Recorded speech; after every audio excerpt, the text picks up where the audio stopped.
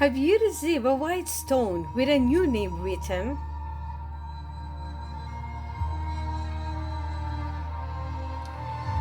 He that hath an ear, let him hear what the Spirit said unto the churches.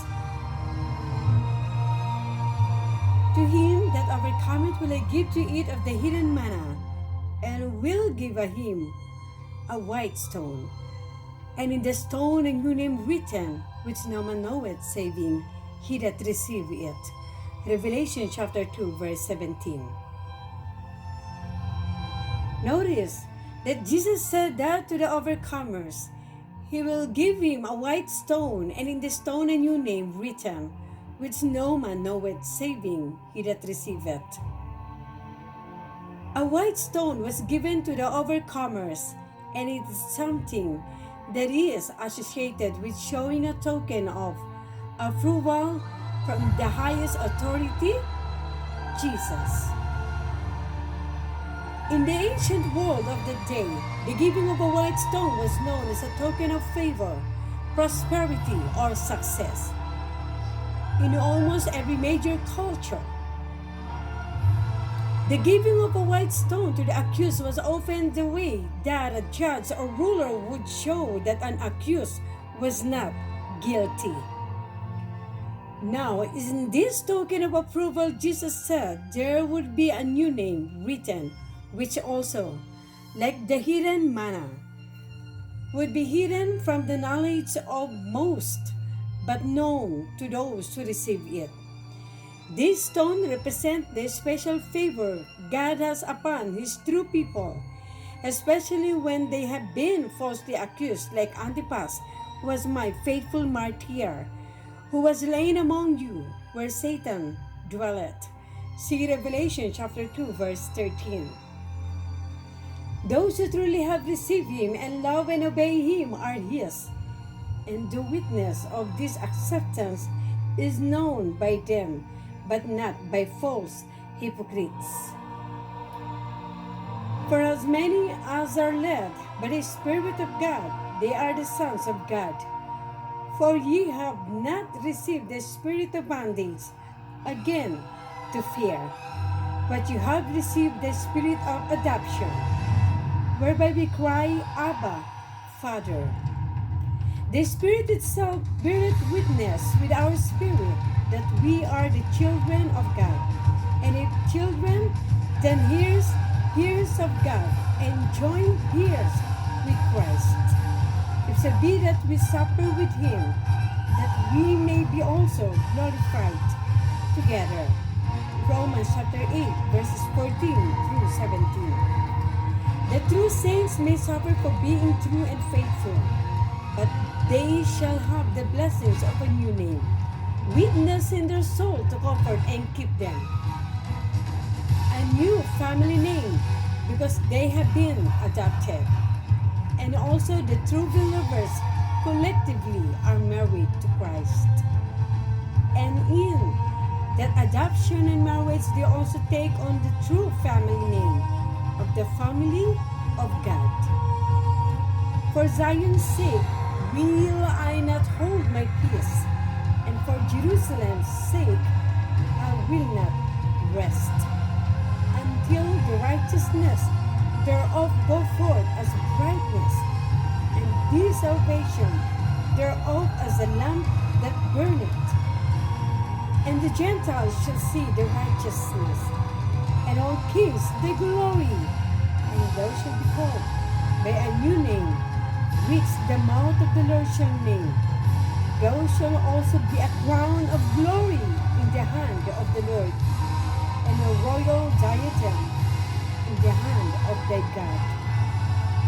Thou shalt no more be termed forsaken, neither shall thy land any more be termed desolate.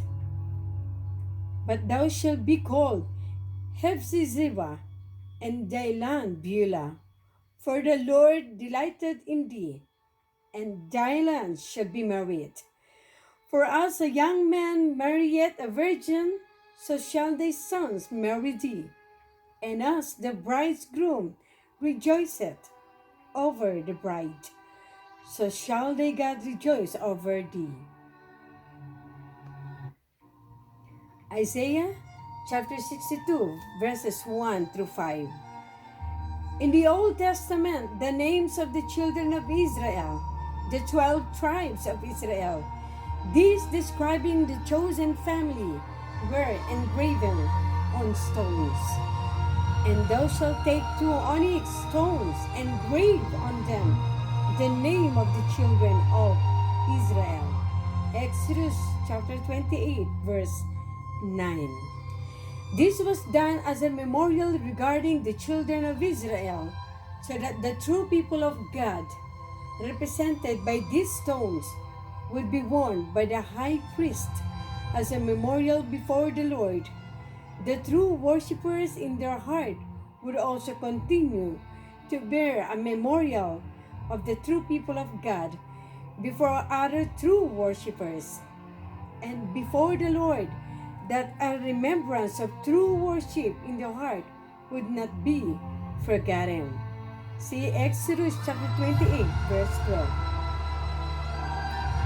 The engraving of the names of the 12 tribes of Israel and the engraving of the words holiness to the Lord were to be engraved in the same manner that a signet is engraved. With the work of an engraver in stone, like the engravings of a signet, shalt thou engrave the 2 stones with the names of the children of Israel. Thou shalt make them to be set in oath of gold. Exodus 28, verse 11. And thou shalt make a plate of pure gold, and grave upon it, like the engravings of a signet, holiness to the Lord. Exodus 28, verse 36. A signet was a special seal often placed on a king's own ring that will be used to designate authenticity as coming from the appropriate authority. The signet would be used for numerous reasons, such as establishing an authentic seal on a document as coming from the authority of the king.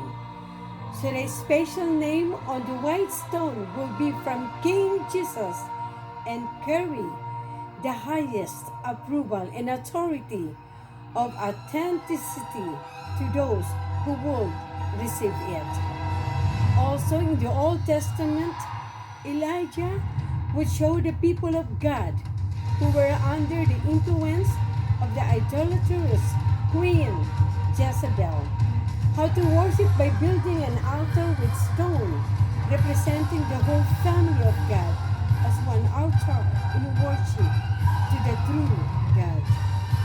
And Elijah said unto all the people, Come near unto me. And all the people came near unto him. And he repaired the altar of the Lord that was broken down. And Elijah took 12 stones according to the number of the tribes of the sons of Jacob, unto whom the word of the Lord came, saying, Israel shall be thy name. And with a stone he built an altar in the name of the Lord. And he made a fence about the altar, as great as would contain 2 measures of seed. 1 Kings chapter 18, verses 30 through 32. In Psalms, it foretells of a time when all the true people of God would arise to remember Zion's stone, the place of true worship, and take pleasure in them, to rebuild again the true worship. Thou shalt arise and have mercy upon Zion, for the time to favor her. Yea, the set time is come, for thy servants take pleasure in her stones, and favor the dust thereof. Psalms 102, verses 13 through 14. The true worshippers today are the stones that make up the true house of God. You also, as living stone, are built of a spiritual house and holy priesthood to offer up spiritual sacrifices acceptable to God by Jesus Christ. 1 Peter chapter 2, verse 5.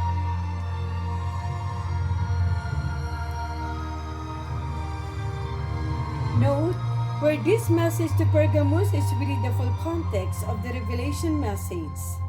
See also the roadmap of Revelation.